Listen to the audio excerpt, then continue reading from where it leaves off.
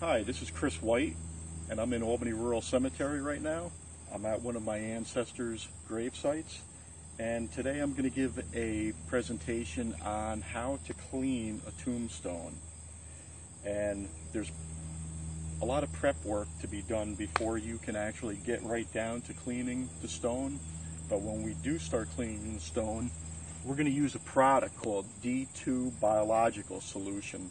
This is a chemical which we're going to spray onto the stone, and this is going to help eat away all of the lichens that have been growing on the stone for all these years. Now, as you can see, there's a lot of buildup of lichens all over the stone. The first step that we're going to do is we're going to take a basic paint scraper. It's soft, it's rubber, and we're going to use this to flake off all of these lichens. They should come right off. By doing this, we're going to save a little bit of work when it comes time to actually scrub the stone. I'm going to take this, and all the lichens will start to flake off, especially the heavy stuff. Now, when you have a ridge like this, or you have say a nook and cranny, the easiest way to get inside to take the lichens off of that is to use a basic popsicle stick, wooden popsicle stick. It's nice and soft.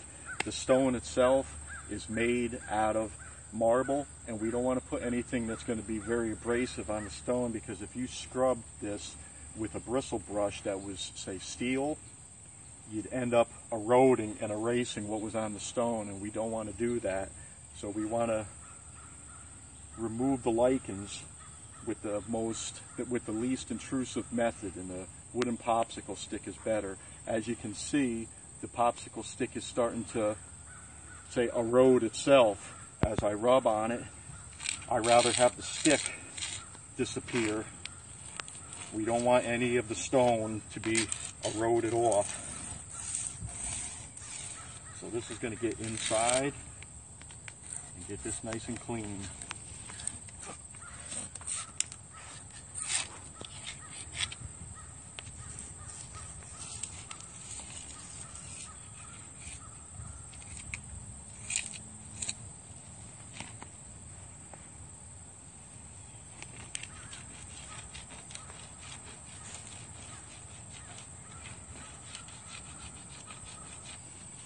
Okay, as you can see, I just got done scrubbing the stone, or scraping the stone with the plastic edger and also the popsicle stick. I've got the vast majority of the lichens off. As you can see, they've all flaked down onto the base of the stone, so that saved us a little bit of work.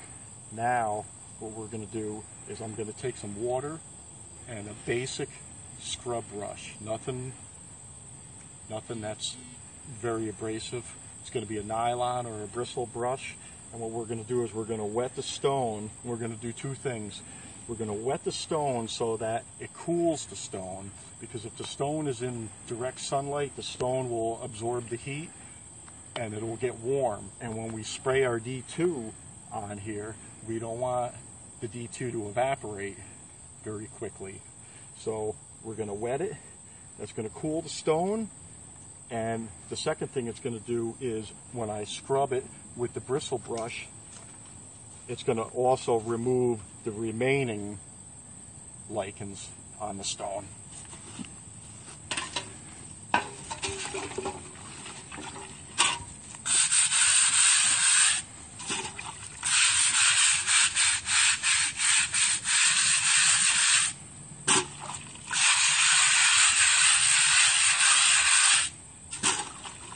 As you can see, just with basic water and some scrubbing, now the stone is starting to become more legible, whereas I could barely read it because of all the lichens.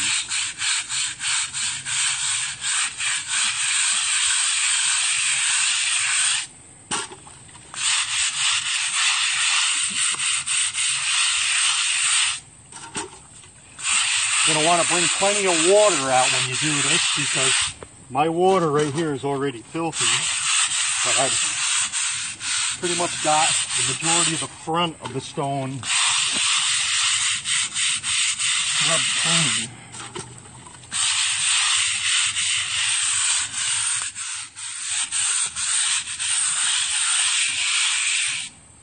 Okay. Now we got the vast majority of the lichens off. The stone, the face of the stone here should be cooler. I've got D2 in a spray bottle. Now what we're going to do is we will spray the whole stone. Some people say you should spray the stone from the bottom up.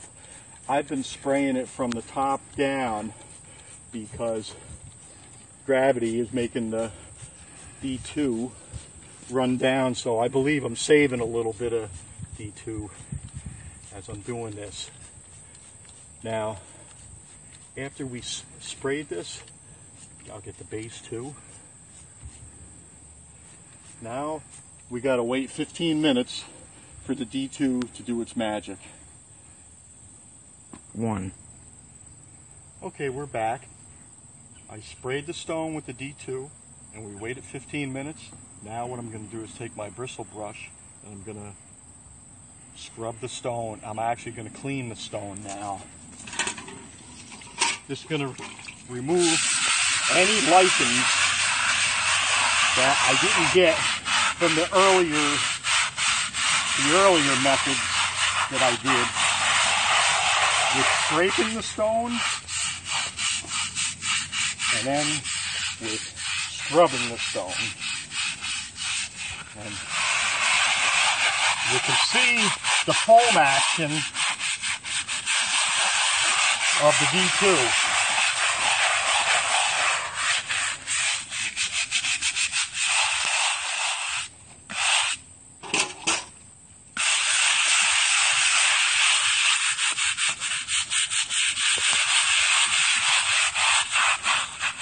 Now, some stones can be so dirty that it may take repeated effort. But this here, if I have to come back and redo this, I won't have to put as much of an effort.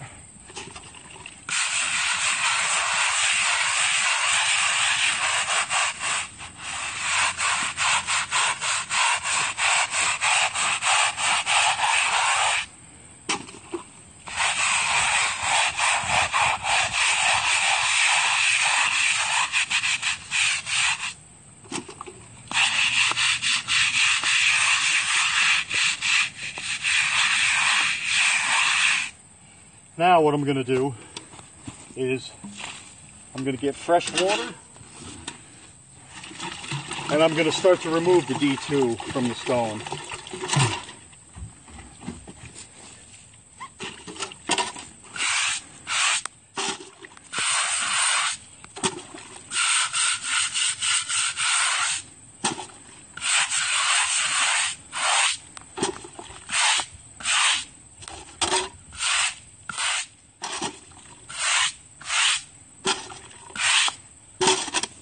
Now to finish this rinsing process, I've got a pump sprayer and I'm going to pump it up. Now I will rinse the stone from the top down, and as I'm doing this, I'm removing the water and the D2. And right now, as you can see, this stone is much better than it was before we got started. Some stones I found clean up right away. Some stones end up taking a couple applications. But we got the vast majority of the stone clean. And if I have to come back, which I will be back in 2 weeks to see the outcome of the stone, because the stone has lightened up a little bit, but we'll be back to see if the stone really whitens up.